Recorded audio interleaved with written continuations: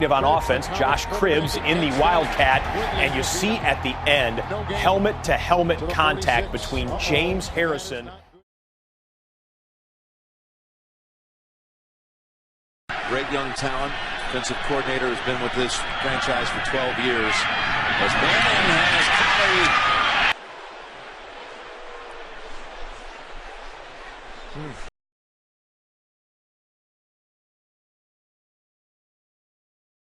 Oregon State. They're running that crazy formation. This is best. Into the end zone. The player featured on the screen is former California running back Javid Best. He suffered a concussion on this jump into the end zone. Best is just one of many players to fall victim to a concussion.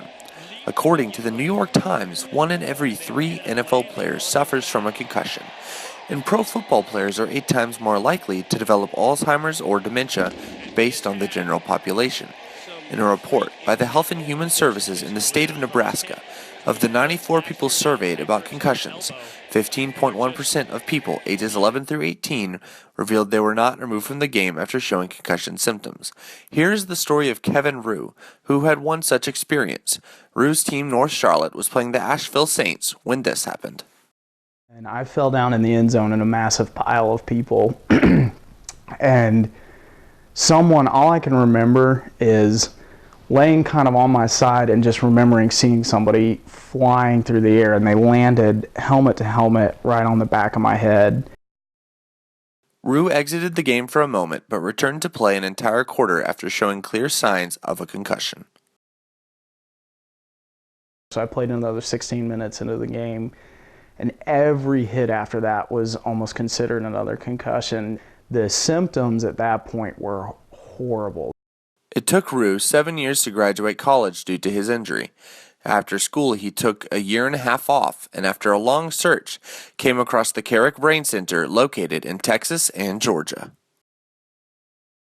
We asked, is this normal? And they said, oh yeah, we see that all the time with patients. So I was like, wow, let's sign up for that, because it was really exciting to not feel like someone was intimidated by the fact that I've been dealing with this for 10 years. Roux raised money and flew down to Texas to get treatment for his injury. They have a thing called the OVARD. I would focus on a dot, and they would actually spin me around in it, and that would help it would reset some of the, I think they said either the canals or my vestibular system that triggers a lot of the dizziness, and that really dramatically affected my balance. Roux was given many exercises to do, including one where he moved his hand and leg in different directions. Great job.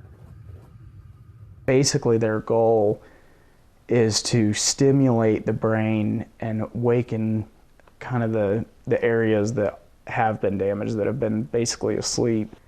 And they've got my right side functioning again. I mean, it was kind of funny. I was walking through the mall in Atlanta. I was like, my right arm is swinging. I can actually move it again.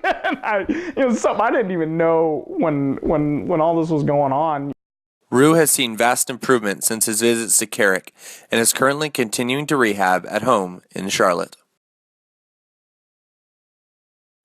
The other football has fallen under scrutiny with concussions. Recently, U.S. Soccer banned headers for kids under 11 to settle a concussion lawsuit. Here's Winthrop basketball trainer Jeff Lahr about concussions in sports. What's amazing to me at Winthrop, and I'm hearing it from other schools now too, the sport of volleyball is one that I always worried about over the years, because you see the athletes diving on the floor, getting hit in the head with the balls, and really you never really saw a lot of communication about concussions in volleyball athletes. And now that we place an emphasis on concussions in athletics and in athletic training, I think we've seen a great increase in the amount of head injuries that volleyball athletes suffer. Lahr believes that there are small things that can be done to prevent concussions, especially in football. I think that some of our athletes that play football don't wear their helmets properly. because if you watch, you see a lot of helmets come off during play. Helmets should not come off that easily during play. Down the road, Laura thinks football could be headed towards its end. I really feel that someday soon, this is just my personal opinion, but someday soon football may end because there's too many head injuries. Matthew Cray, Winthrop Close-Up.